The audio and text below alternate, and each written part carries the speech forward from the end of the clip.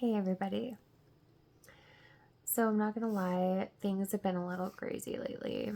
Um, I actually started working again and I have 4 kids under the age of 10. And my oldest is 9. And I have a 7-year-old, a 6-year-old, and a 4-year-old. And I enjoy working. I love it. I love contributing to our household. I love feeling like I have control over my where I fit into the world. I know I've been a stay-at-home mom for over 6 years. And, but I don't know. I didn't grow up as the typical, I want to be a mommy and I want to raise kids. And, I had a weird upbringing.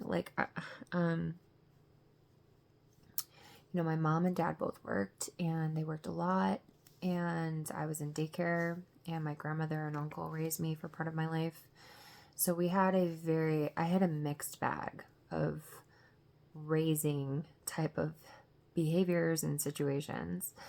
So when it came to me getting married, I knew that I was starting over, and it was kind of beautiful. I remember thinking wow, this is it. When I get married, I'm closing the book on my old life and I'm starting my new life. This is beautiful. This is God's plan. We're going to right the wrongs. We're going to change everything. And for most of it, it did.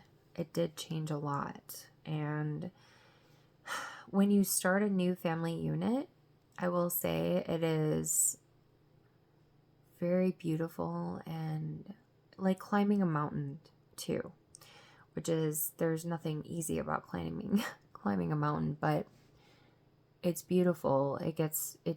Your journey changes. Your perspectives change over time as you're traveling this journey, right? Like you see different things from this mountain you're climbing. This may be the wine talking, but I'm just trying to put it out there for everybody.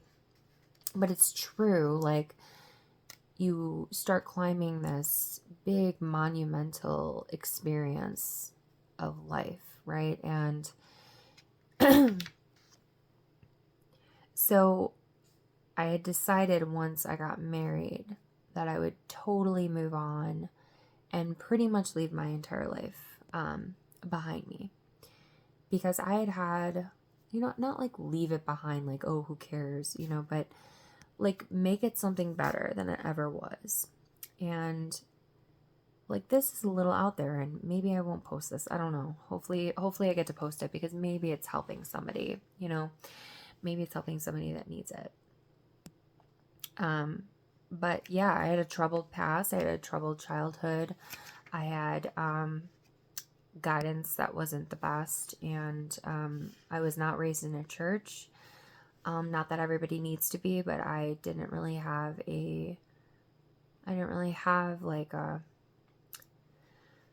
but I think I didn't have that given to me. I think a lot of people grow up in a family that loves God or loves Jesus or whatever your religion may be. They grow up in that. And for me, I didn't have that. And I know that my parents didn't plan that for me only because they said that they wanted me to make my own choice. But given the fact that there was so much that fell short in my life, I was the only child.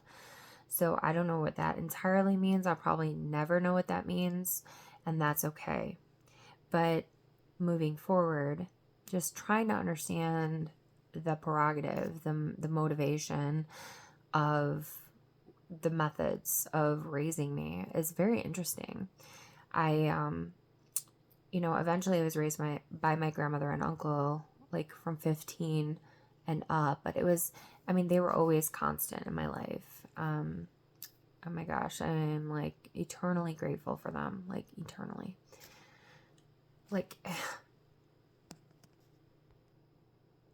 They were special, very special. You can't even put words to it. But what I will say is that I think everything in your past creates the person you are in the moment, right? So it made me a better person. It made me a better mother. It made me a better friend. It made me a better human being overall. Like the things that we come through, as long as we're trying to be the best that we can be, it's almost like, I think a lot of us think that like when things are hard for us, we think like, okay, like God doesn't care, but the reality is, I think that like we're so wrong. We're so wrong about that. God actually does care, and he's molding you into the person that you're meant to be. You are meant to be that person.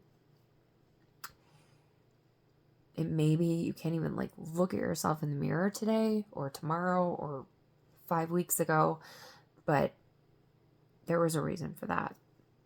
Things are not meant to be easy. They're not meant to be easy. You're meant to constantly be growing. And if you're not growing, then you're dying. I mean, that's just the reality. Like, you ever have a garden?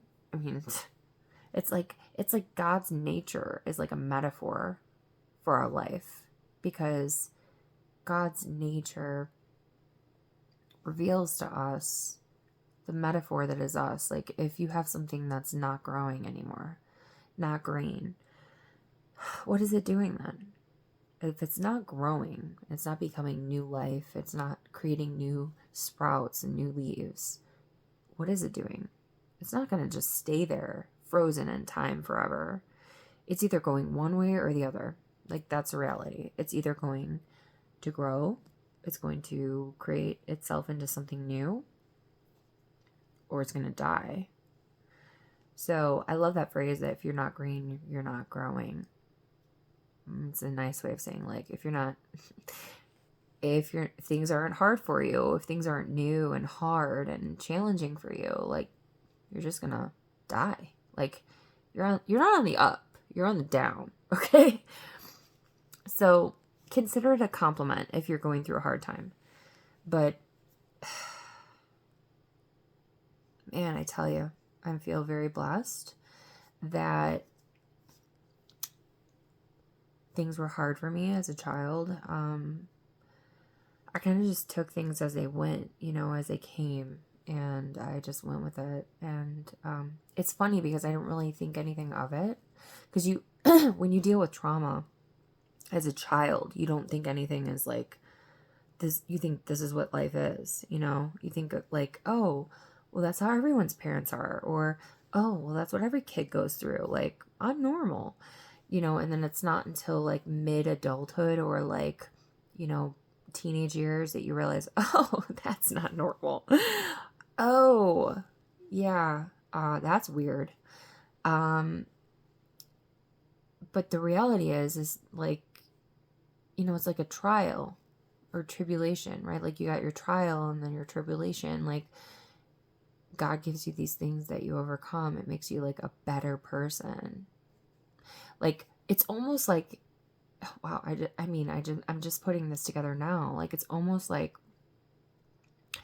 maybe your parents couldn't teach you this, but God's going to show you in his own way, right? Because the parents are never going to teach you this. He knows in his heart and his mind, and they know, in their subconscious, that they're never going to teach you these things, these morals and these, stories of overcoming things. Like, and if you have adults in your life that are never going to teach you that, like, how are you ever going to learn it, right? And how are you ever going to be strong enough for the children you have, or the life you live later, and the people you help later, right?